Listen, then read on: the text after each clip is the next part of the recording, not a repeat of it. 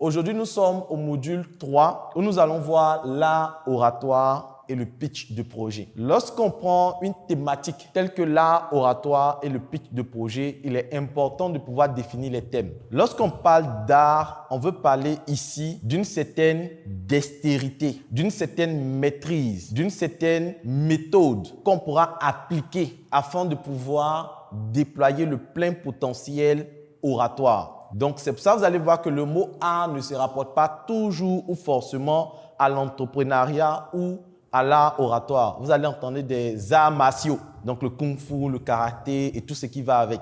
Donc, vous allez voir que c'est un ensemble de techniques, de pratiques qu'on va mettre en place afin de devenir un artiste. Et lorsqu'on parle d'artiste, on parle de créativité, d'ingéniosité et surtout, dans art, il y a apprentissage. Ça veut dire que lorsqu'on va parler de l'art oratoire, il n'y a pas une formule magique. Ça ne veut pas dire que vous allez finir de suivre cette formation et vous allez devenir un expert en art oratoire. Vous allez pouvoir captiver votre auditoire. Non. Si c'est ce genre de solution que vous recherchez, vous n'êtes pas au bon endroit. Mais si vous comptez étape par étape, apprendre, vous former, vous développer en faisant des exercices, en vous appliquant au quotidien à pouvoir maîtriser, à pouvoir développer vos compétences de prise de parole en public, là, vous êtes au bon endroit et cette formation est faite pour vous. Lorsqu'on parle de oratoire, il y a tout ce qui est oral. C'est-à-dire que l'art oratoire va consister à pouvoir travailler sur la capacité de transmettre une information par voie orale. Et qui dit transmettre une information par voie orale nécessite une certaine rigueur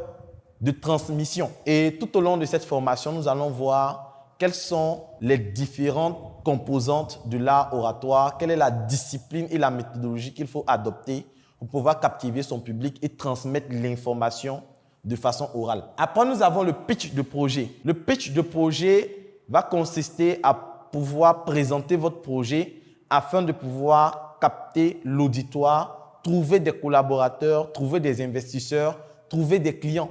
Donc, le pitch de projet ne va pas seulement consister au fait de trouver des investisseurs, même s'il est beaucoup utilisé dans le cadre des investisseurs, des financements de projets. Mais le pitch de projet n'est pas là seulement pour ça. Lorsque vous allez vouloir trouver des collaborateurs, si vous ne savez pas pitcher votre projet pour convaincre d'autres personnes à adhérer à votre vision, adhérer à vos propositions. Hello, bienvenue à toi sur cette plateforme. Si tu tombes sur cette vidéo, c'est que tu as fait l'excellent choix de t'orienter en ce qui concerne la vente et le marketing. Je suis le coach Loco Kofi. Je forme des personnes en marketing, en vente depuis plus de 5 ans. Et en 5 ans, j'ai pu remporter des prix, notamment le prix du meilleur jeune entrepreneur dans le domaine de la cosmétique, meilleur jeune entrepreneur également Africa Startup TV. J'accompagne aujourd'hui au sein de ma communauté 1000 vendeurs, plus de 1700 personnes en ce qui concerne la vente et le marketing. Il y a une chose que j'ai remarqué ces 5 dernières années, c'est que le monde bouge et les choses changent rapidement. Et face à ce changement, il est difficile de pouvoir capter, comprendre toutes les notions de la vente. Vous allez déjà entendre parler de tunnel de vente, marketing digital, stratégie de vente, sponsoring. Et face à toutes ces notions assez bizarres, assez stratégiques, il est important de savoir s'orienter. Qu'est-ce qu'on fait réellement pour vendre? Lorsqu'on veut vendre, par quoi on commence? On va où? On atterrit où? Comment je fais pour écouler de façon pratique mes produits et mes services? C'est tout l'objet de ce livre dénommé La boussole du vendeur. La boussole du vendeur vient comme une boussole pour t'orienter, te guider et t'aider à faire les bons choix en ce qui concerne la vente. Dans le premier chapitre de ce livre, je te montre les bases de la vente. Je t'explique les notions. C'est quoi un client? C'est quoi un prospect? C'est quoi un tunnel de vente? C'est quoi une base de données? Je t'explique ces notions dans le premier chapitre. Dans le second chapitre, je t'apprends également certaines vérités qu'on ne te dit pas sur la vente.